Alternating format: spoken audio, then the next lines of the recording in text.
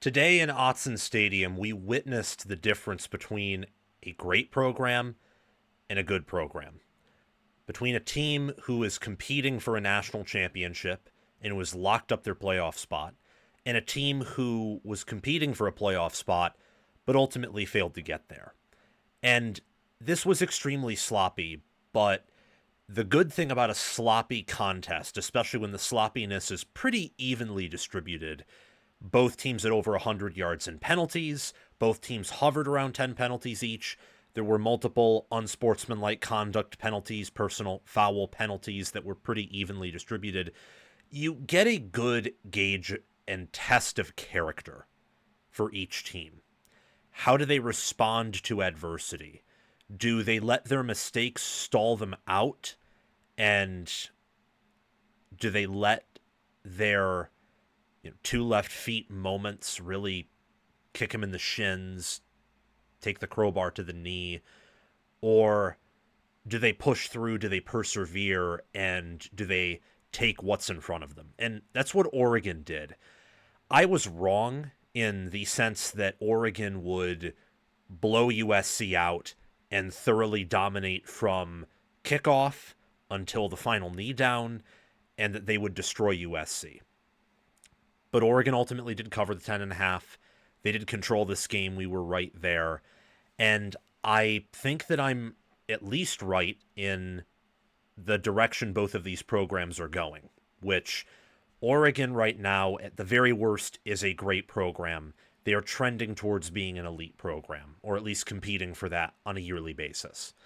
Despite not having blue blood football history, despite not having an elite home state recruiting ground, despite not having a lot of the traditional advantages of other big time programs, the history, the wins, the losses, the national championships, the in state recruiting access, the prior NFL development, again, tying back to history.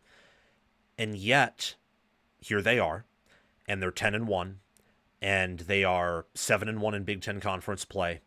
They will probably be double-digit point favorites over the Washington Huskies this coming weekend. And look, they said it on the broadcast. Dan Lanning has only lost to Washington in 2023 twice, who went 14-1, an Ohio State team last year that went 14-2 and won it all, and an Indiana team who most likely, as of next Friday, will probably go 12-0 with a chance to win 13, 14, 15, even 16 games, depending on how the rest of their season goes. Lanning has only lost to the elite teams.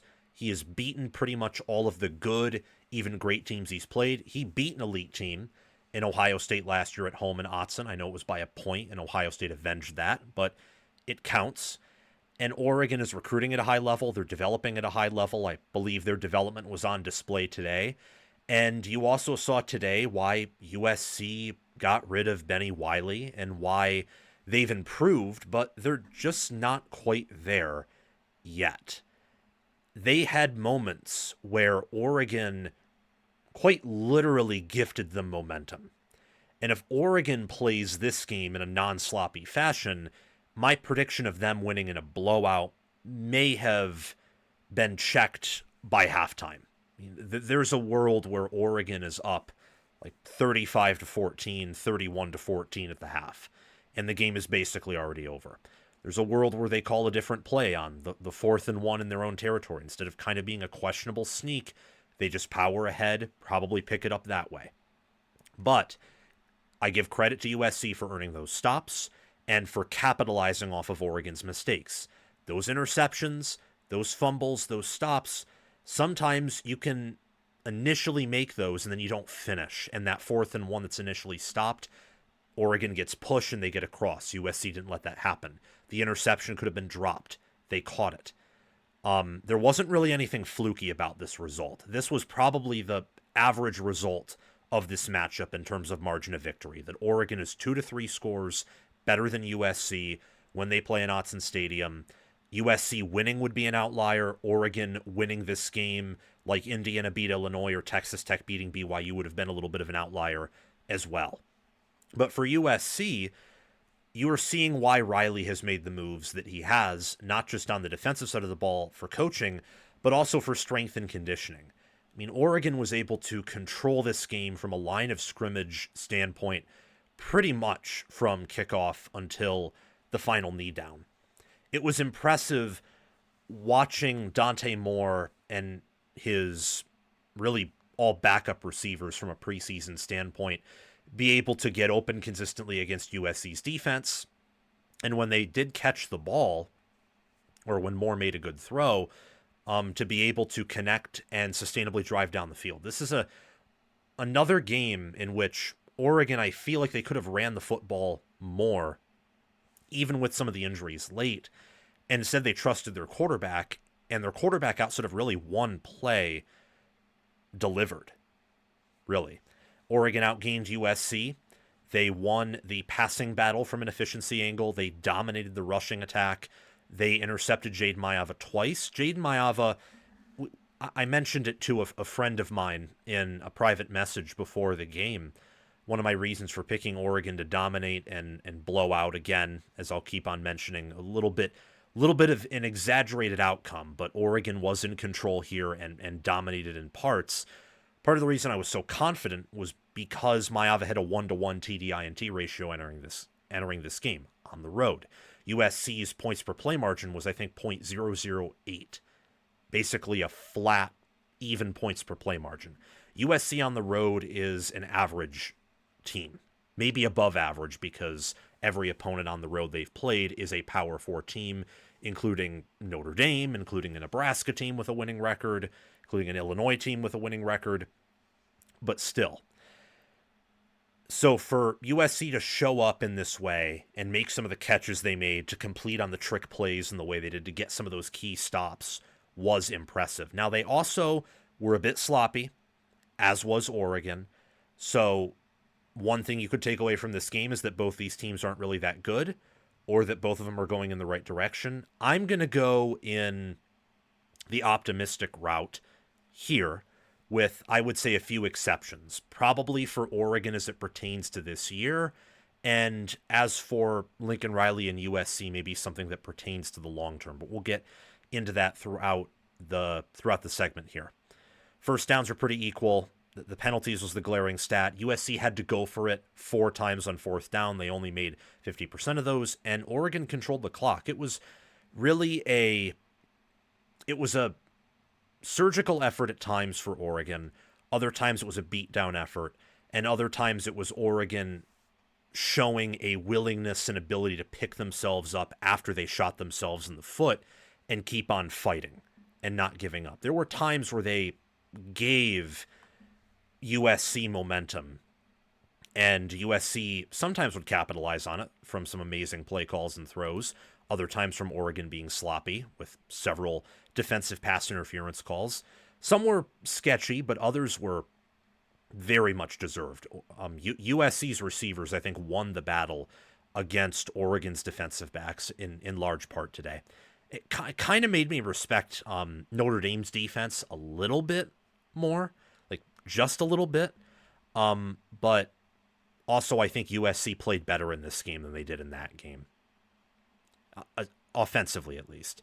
Defensively, Oregon was able to move USC's defense on most drives, and it really felt like outside of their own mistakes, they could have scored on every drive if they played a better game. As for the quarterbacks, this is something I want to get to for USC in particular, and something that pertains to their future as a program.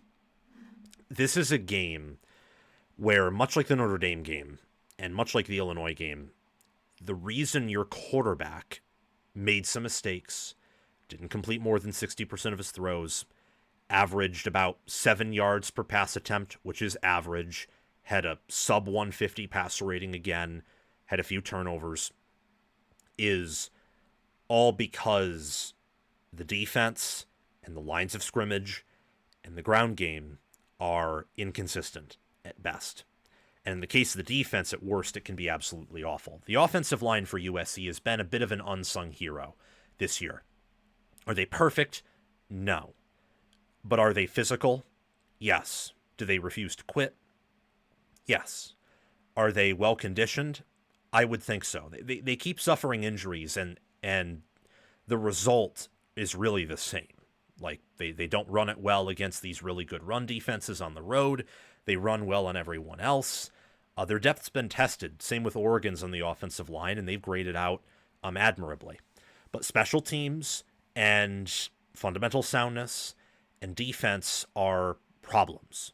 And even though I think USC is improving and leveling up as a program, there's still a problem in year 4 under Riley. And some of these things are things that you can tie back to Benny Wiley not being fired until this preseason. So Tremaine Carroll hasn't really had much time to institute his program. That's why I'm not really hard on the strength and conditioning aspect of this. They had a change literally in spring and summer ball. You're not going to see immediate results from that. You'll see results from that change next year. Got to give that some time. I'm not really hard on D'Anton Lynn, if I'm being honest. I'm not.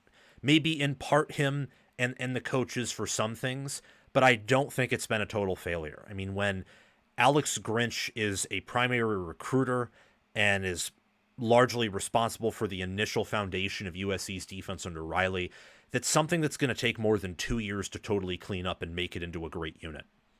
It just is.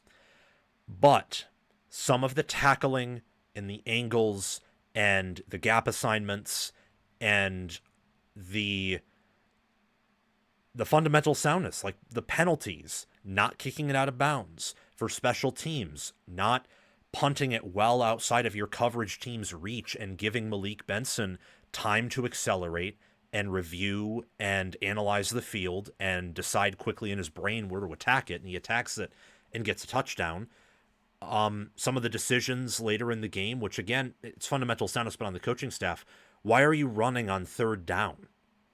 I get maybe wanting to try to catch them off guard, but Oregon with a light box, a heavy box, safeties in the box, not like whatever, they're stopping the run. So running it on third down or third and long or third and medium when you need 2 touchdowns to get back in it, you're burning clock and you're basically throwing a drive away. Just these little things that, even though Oregon's the more talented team and better team, if USC, in the same way where I've been saying in much of this video, if Oregon is more fundamentally sound, they could win in a blowout. If Oregon is this sloppy and USC is more fundamentally sound and disciplined, they could win outright. They probably do win outright with how many times Oregon gave them momentum and tried to give them a chance to really like take this game over, not in the sense of taking a lead, but of truly having the momentum consistently for multiple drives and not just for a few plays or a drive. Like tackling, reading the play, closing in on the offensive player and your gap assignment, doing better on special teams, for example, like not missing the field goal, not kicking the ball out of bounds on the kickoff, not letting Malik Benson have that much wiggle room on the punt return, for example. And for the quarterback, you could also say that for USC, like Riley does an absolutely phenomenal job, but Maeva has limitations that Dante Moore doesn't. He's not Kyler Murray, he's not Baker Mayfield, he's not Jalen Hurts, he's not Caleb Williams. He's actually one of the less talented Lincoln Riley quarterbacks in his history as a head coach and offensive coordinator. So he needs those things more than prior Lincoln Riley teams and offenses did. He needs a stronger supporting cast than he currently has. I thought overall he did a great job today, but, you know, he's not perfect. He doesn't have limitless upside. Some of the constant throws into double coverage, into triple coverage, where I understand you want to trust your receivers, and you should because they were winning at times in this game, but also that led to some of the costly interceptions, some really weird incompletions, and this team ultimately for USC is just a bit away. Honestly, they're a ways away from winning a title. They're not a ways away from reaching the playoffs. If a few things go differently this year, they could be in it. And next year, I'm pretty certain, depending on how the schedule pans out, of course, that the coaching changes and portal moves pan out, I'm pretty certain they'll be better next year and probably in that conversation, maybe flirting with the national championship and not just flirting with the playoffs this season. Getting to some takeaways for this game, like really in depth reviewing it, going through it, Oregon dominated the lines of scrimmage. They had injuries to Iapani Lololu, Alex Harkey, Isaiah World.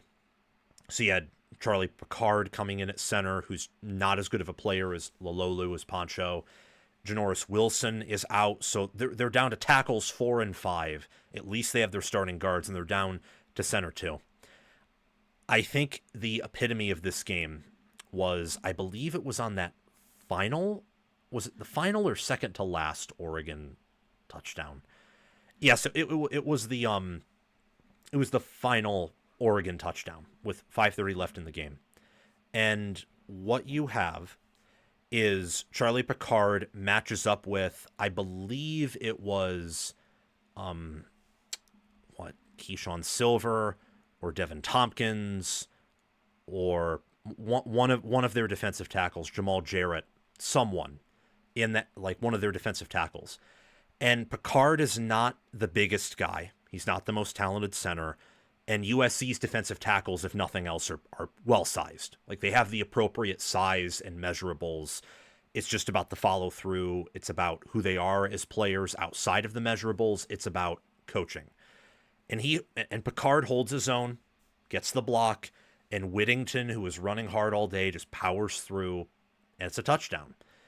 And that is where Oregon, not just on the lines of scrimmage, but it's the most noticeable there, but overall is, look, they're the better program. They're the better team. They develop better. They coach better. They are a national title caliber team and contender, and a Big Ten title contender. And they're probably going to be that for every year under Dan Lanning, barring serious injury or something insane happening. It's similar with what Ohio State has with Ryan Day. And if Curt Cignetti is able to keep up what he's doing in Indiana, same thing there.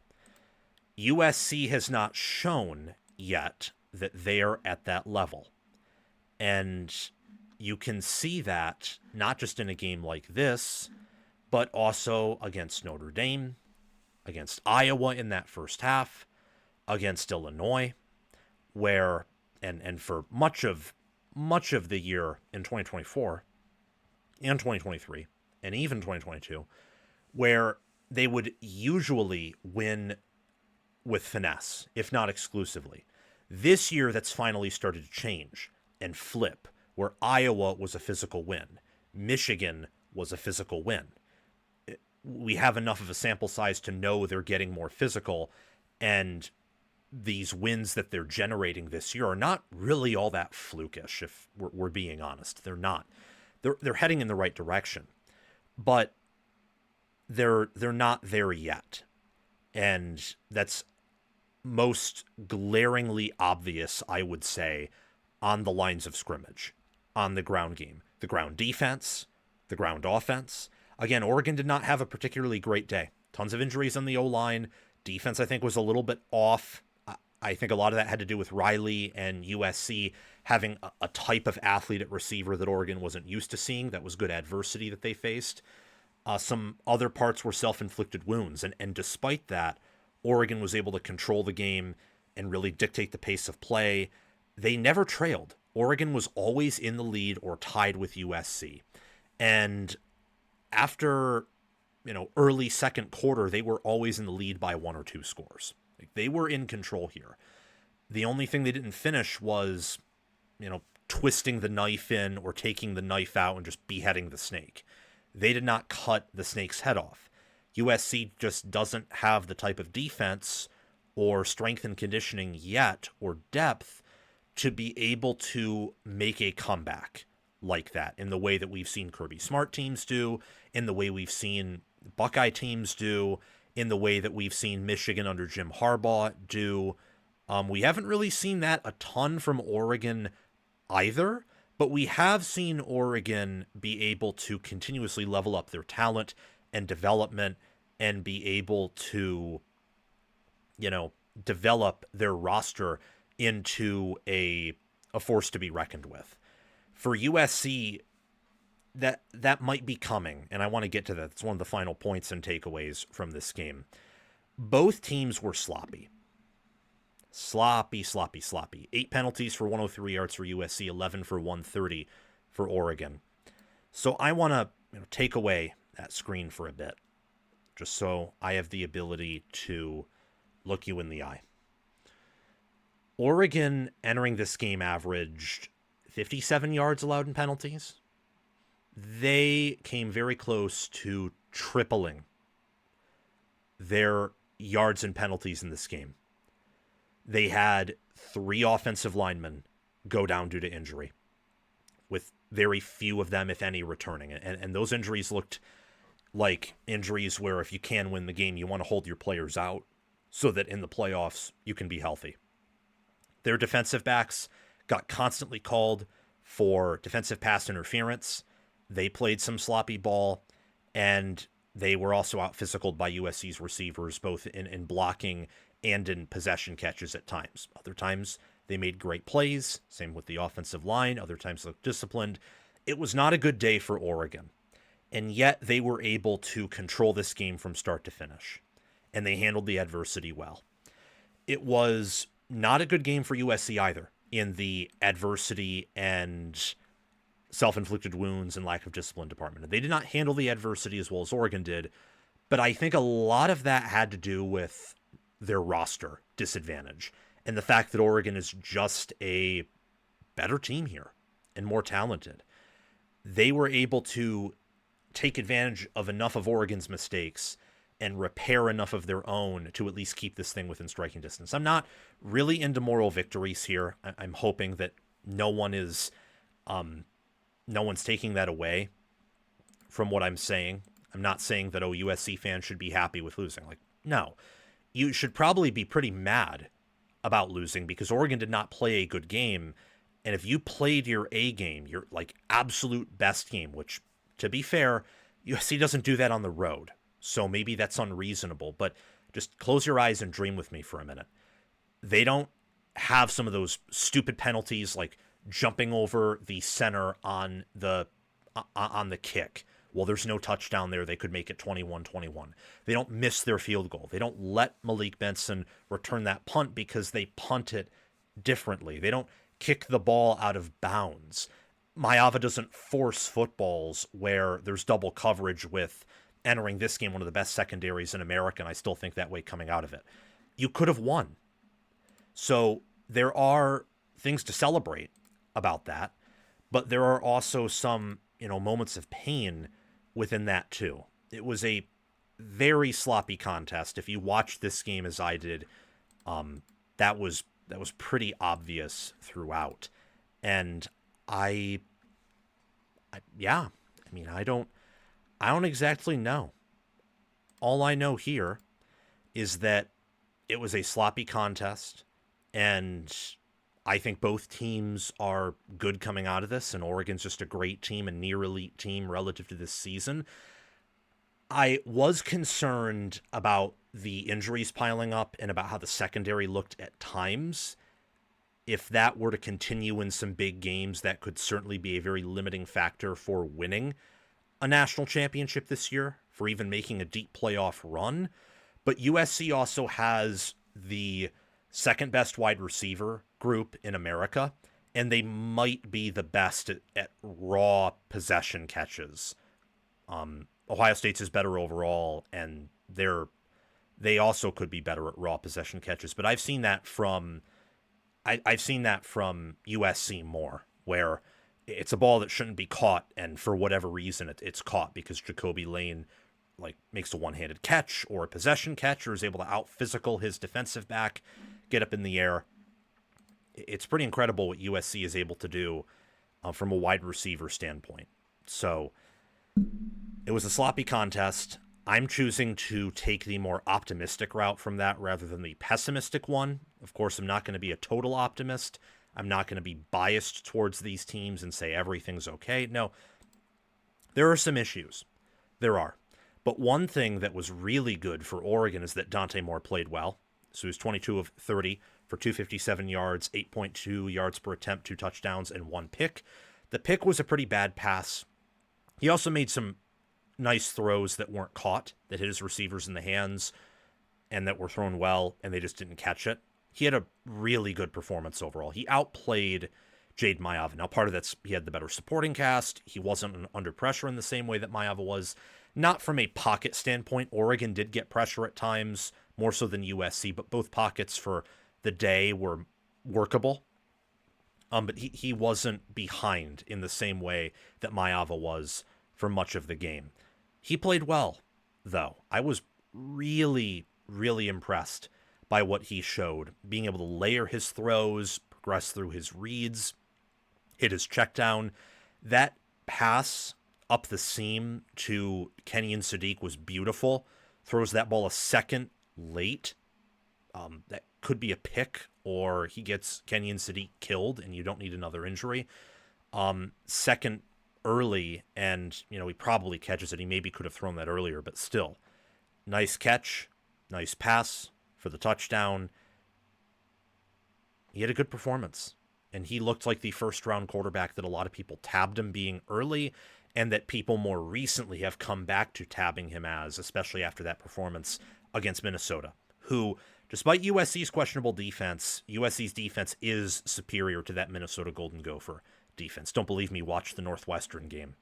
The depth for both teams were tested, especially on the offensive line. Killian O'Connor left the game with an injury. You had Iapani Lulolu and the 2 tackles for Oregon leave the game with injuries. Obviously, circle back to point 1, Oregon dominated the lines of scrimmage, but Mayava was not under pressure within 2 or 3 seconds for the most part. He was able to maneuver the pocket, maneuver the offense. There were some plays where he had to throw off platform, down the field. Very impressed with him there.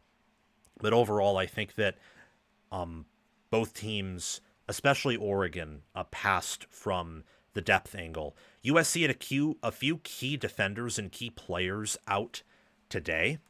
So their left tackle was out. Their 2 safeties, I believe, were out. Bishop Fitzgerald and Kamari Ramsey. And honestly, I didn't expect all of those players to be out. I knew a few would be out, but those are some of their best players overall. And I expected USC to, of course, I don't plan for key injuries to happen during a game. You never rule it out, but you don't plan on that. I didn't plan for several of their best players to be out, and I thought that Oregon would still win handily. So I'm a little bit impressed that with some of the injuries and some bad things that happened to USC, same thing with Oregon, that USC was able to make this competitive, and for Oregon, that from a standpoint of wanting to win it all and wanting to make a deep playoff run, you are going to face adversity, and you have to face it. And they faced it, and they handled it well. I'm not interested in moral victories. Again, I think people will get the wrong impression because I'm praising USC a bit here. They're improving, but one negative I will say, and a question that has not been answered yet, is can they field a defense and rushing offense that is physical enough to win a game where they do not have a lot of things going their way? So Michigan and Iowa, physical wins, loved it. USC doesn't win those games, or doesn't win in the same fashion they did with previous Riley teams, but they had matchup edges in those games. They had a talent edge over Iowa, and while Michigan on paper is the more talented roster, USC's older, USC had a travel advantage, their environment was full, and they had a massive scheme advantage, and they had the bye. In games like this, where you're on the road, this team in power ratings is better than you. I'm not even going to use the talent example because they're bringing in a really good recruiting class, And if they keep recruiting that way, they will be one of the most talented teams in the country. But in terms of style of play, in terms of matchups, being on the road, being an underdog, in terms of all those different things, can you win that type of game? Will you win that type of game under Riley, where things inherently don't lean towards you and you find a way to win regardless? Can you do that? That's to be determined. And this year, that's going to be a no. And I think there are ways away from doing that based on what I'm seeing. To close things out, let's look at these schedules. Oregon winning 10 games, I think, is firmly in the playoffs here, barring a handily porous game against Washington, like if Washington blows them out, for example. Pretty sure Oregon's in. Win over an Iowa team that is going to go bowling, win over a previously ranked USC team will be ranked in this Tuesday's CFP rankings. Only lost to an Indiana team will probably go 12-0. Beat a Penn State team, who, as I'm watching on one of the quad boxes on my TV, is dominating Nebraska and will probably go bowling. They are certainly going to get in the playoffs. If they beat Washington, they'll get a home playoff game. It's been an incredible regular season for Oregon. I know that Indiana loss was disappointing, but 11-1 after losing all they did and going from a very old team to one of the younger teams in the Big Ten, this bodes well for their 2026 campaign. And with how many injuries they've suffered and how much depth they've had to expose, and a lot of those injured players could come back in the playoffs, I think this is a, good thing for Oregon that a lot of their players have gotten significant playing time and they've been able to respond to adversity, really outside of the Indiana game, where with how Indiana was playing that day, even if Oregon played well, and they did in parts, I don't think they were winning that game. As for USC, could things have gone differently this season in a sense? Yes, but were they ever going to be this national title top 5 team? No. They don't have the depth. They do not have the coaching continuity and strength and conditioning to do that yet. This is a team with some limitations. That's for sure. But they'll probably beat UCLA, 9-3 entering the bowl season, chance to win a 10th game. That's pretty good for a team whose preseason over-under win total was 7.5. We told you that USC would compete for the playoffs. I said they make them. That was a wrong preseason pick, but I also, with my predictions, was pretty confident this team would win more than 7.5 games, would easily win 8 or 9, and I went the extra mile by being bold and saying they'd win 10 or 11. They're not going to win 10 or 11. They've already won 8. They're probably going to win 9. So I would classify this, if they beat UCLA, as a successful season for the USC Trojans. That's all I have to say in this reaction. I know it took a long time, but I had a lot of thoughts in this game. There will probably be, not going to promise anything, but if I can, I want to rewatch this game, or at least parts of it, and do some takeaways specifically for USC and for Oregon. I'll see you guys soon. Thank you all for watching.